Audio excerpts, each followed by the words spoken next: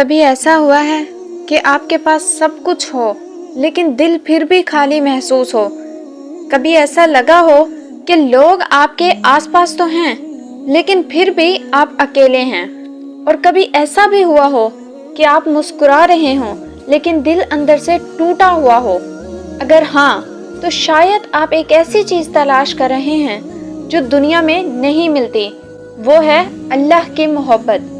ہم سب محبت چاہتے ہیں، کوئی ہمیں سمجھے، کوئی ہمیں اہمیت دے، لیکن سچ یہ ہے کہ دنیا کی ہر محبت ایک نہ ایک دن بدل جاتی ہے۔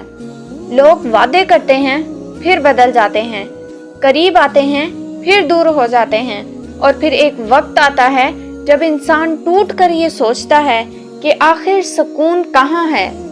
لیکن ایک حقیقت ایسی ہے جو ہم اکثر بھول جاتے ہیں، ایک ذات ایسی بھی ہے جو کبھی نہیں بدلتی، جو کبھی آپ کو نہیں چھوڑتی، چاہے آپ کتنی بار گناہ کریں، چاہے آپ کتنی بار اسے بھول جائیں، وہ ہمیشہ آپ کے ساتھ رہتا ہے، وہ ہے اللہ۔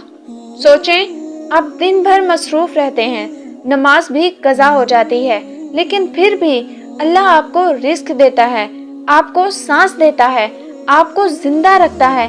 یہ کیسی محبت ہے جو بغیر شرط کے ہے؟ آپ دور جاتے ہیں اور وہ پھر بھی آپ کے قریب رہتا ہے۔ کبھی رات کے وقت جب سب سو رہے ہوتے ہیں، آپ اکیلے ہوتے ہیں اور دل بھرا ہوا ہوتا ہے، آپ چپکے سے ہاتھ اٹھاتے ہیں اور کہتے ہیں، یا اللہ مجھے سکون دے دے، تو جان لیں وہ رب آپ کو سن رہا ہوتا ہے۔ وہ آپ کے آنسو بھی دیکھتا ہے اور آپ کے دل کی وہ بات بھی جانتا ہے جو آپ کسی کو نہیں بتاتے۔ اصل سکون کہاں ہے؟ نہ پیسوں میں، نہ شہرت میں، نہ لوگوں کی محبت میں۔ اصل سکون صرف اللہ کے قریب ہونے میں ہے۔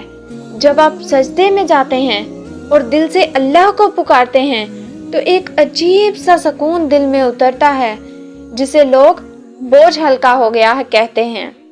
اگر آپ واقعی اللہ سے محبت چاہتے ہیں تو آج سے شروع کریں، چھوٹے چھوٹے قدم۔ روز تھوڑا قرآن پڑھیں، نماز دل سے ادا کریں، سچی توبہ کریں اور اللہ سے بات کریں جیسے وہ آپ کے سب سے قریب ہو۔ یقین کریں، جس دن آپ کو اللہ کی محبت مل گئی، اس دن آپ کو کسی اور چیز کی ضرورت نہیں رہے گی، نہ کسی انسان کی، نہ کسی چیز کی، کیونکہ جس کے پاس اللہ ہو اس کے پاس سب کچھ ہوتا ہے۔ آخر میں ایک دعا ہے، اے اللہ ہمیں اپنی محبت عطا فرما، ایسی محبت جو ہمارے دلوں کو بدل دے، ہمیں تیرے قریب کر دے اور ہمیں ان لوگوں میں شامل فرما جن سے تو راضی ہو جائے۔ آمین یا رب العالمین۔